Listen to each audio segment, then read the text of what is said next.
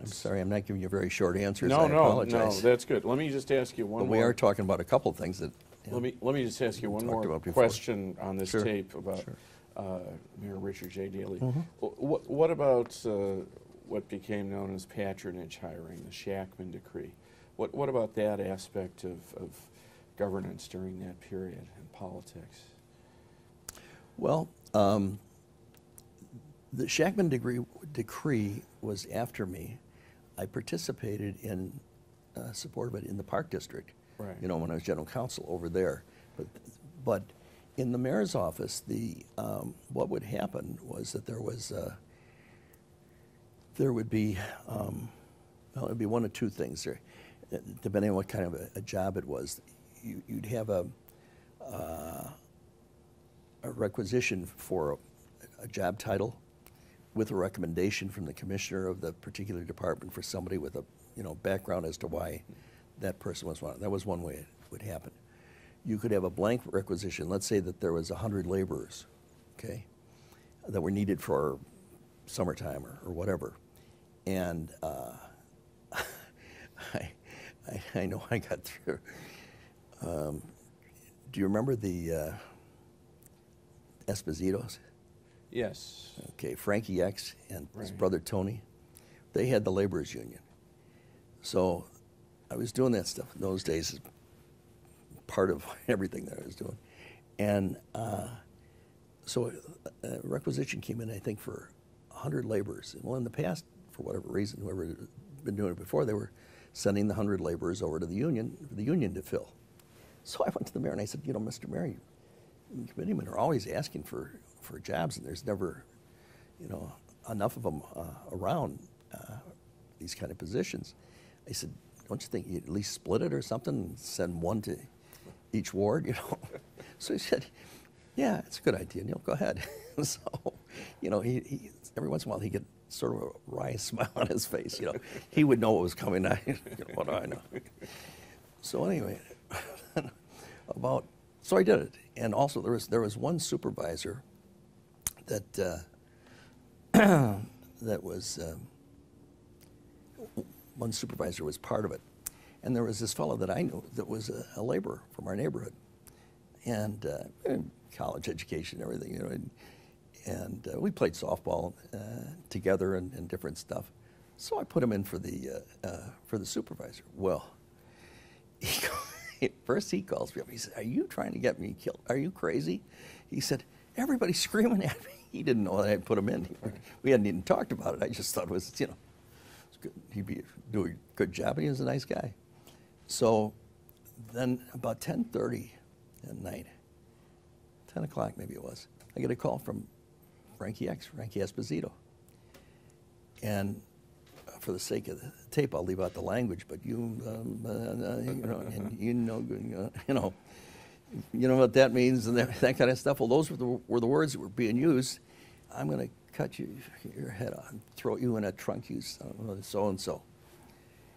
And, he sounded very serious about the whole thing. And he said, "You and Daley think you're so gosh darn smart," blank, I should have said.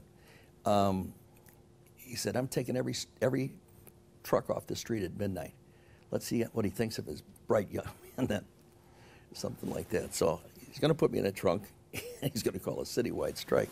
So, you call in the mayor at 10:30 at night at his home wasn't usually done. But I thought that it sounded like something that I ought to see what he thought about.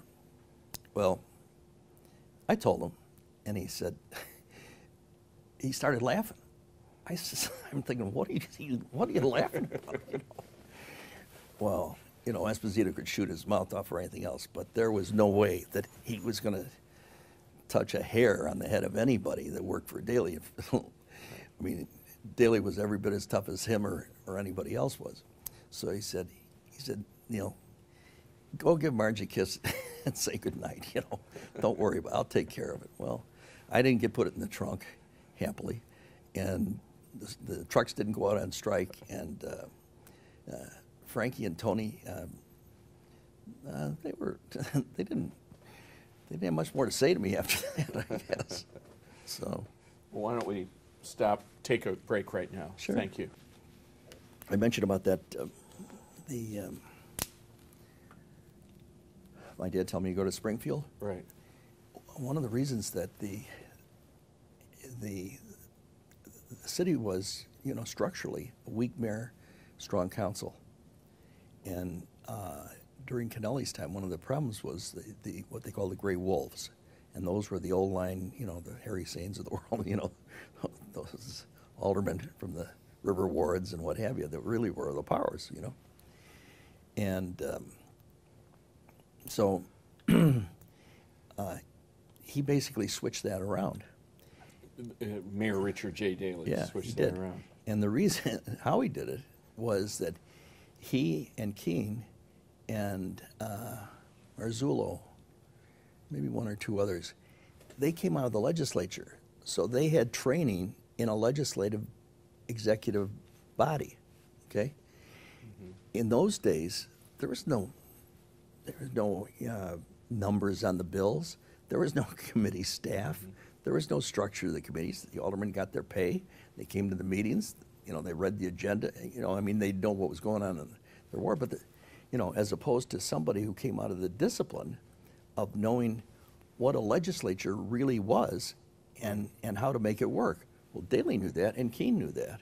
They were the ones that were playing the thing. Interaction between the executive branch and the legislative. If you had Madigan, let's say you had Madigan. We're rolling now, right. Okay, go ahead. Go ahead. Do you want me to? No, we're rolling, I see. so that's fine. Go ahead. Well, it would be like, can you imagine if Mike Madigan were in the city council?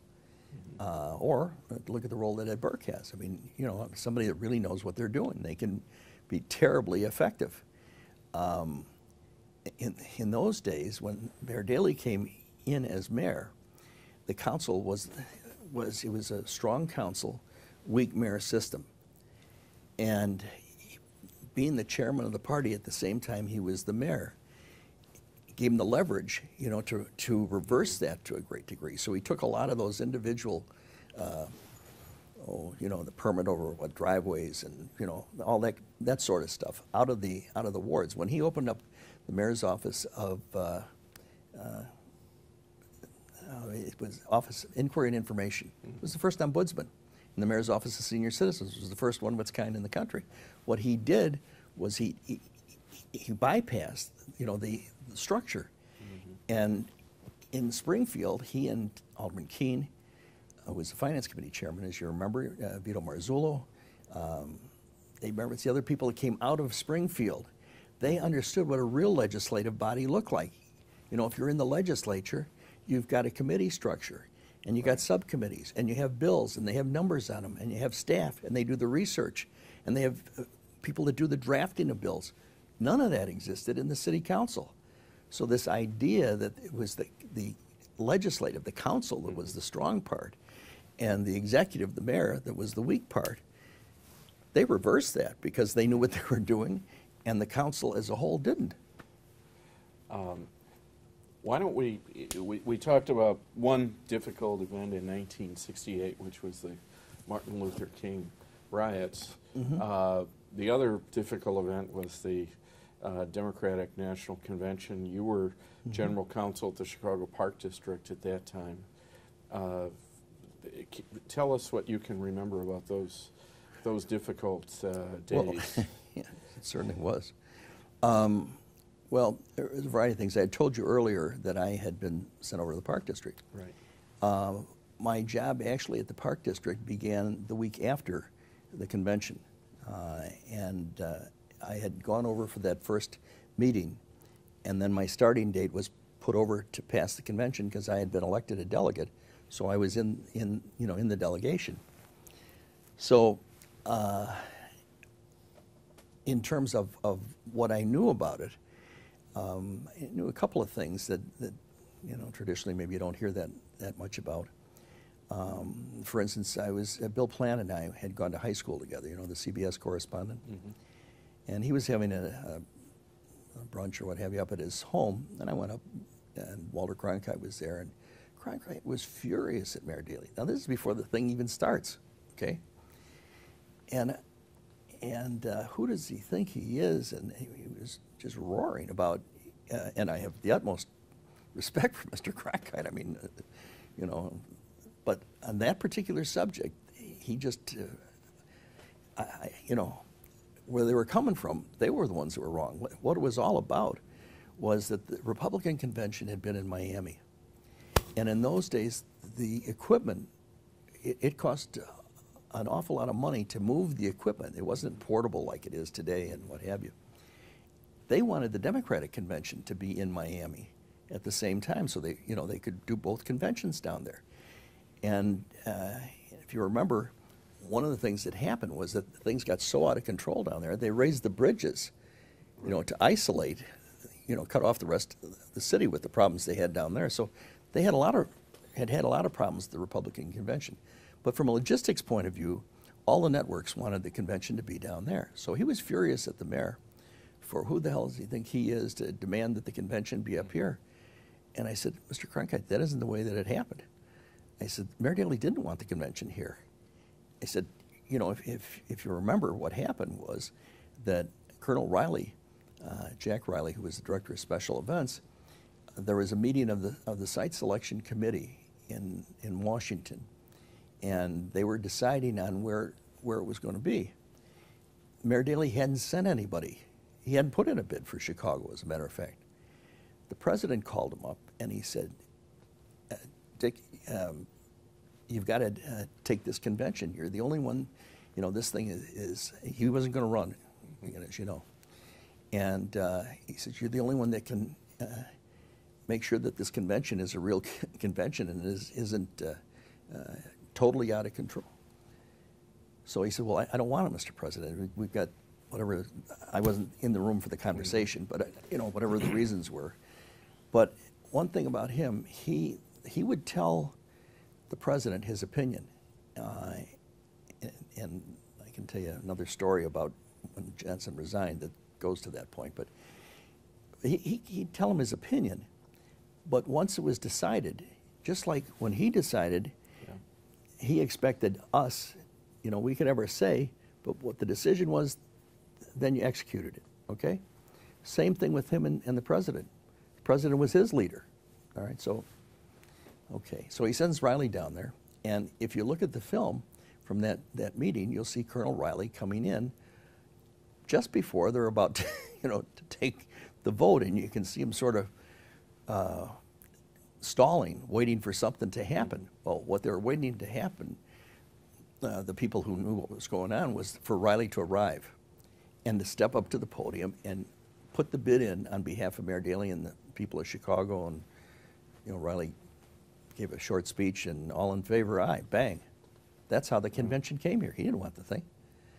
So I told Cronkite, and Mr. Cronkite, he didn't believe it, okay? So they were furious at him to start with. And also they had that host committee, you know, where we were trying to welcome everybody, all the delegations as they came in and all that sort of thing. Well, Morgan Murphy had been appointed the chairman of it, and I got the greeting the Californians out at the military side of O'Hare, and they flew in on a chartered plane. And the fellow who was the treasurer of California in those days, who was really a wild guy, he gets off, he was the head of their delegation. He gets off the plane and I welcome to Chicago and America. Get away from me. You know, I mean, just, oh, geez. All we're trying to do is just welcome it. You know, we're all young guys and girls, and we're trying to give them some brochure, you know, whatever the heck it was. So they were mad going off the plane. Okay.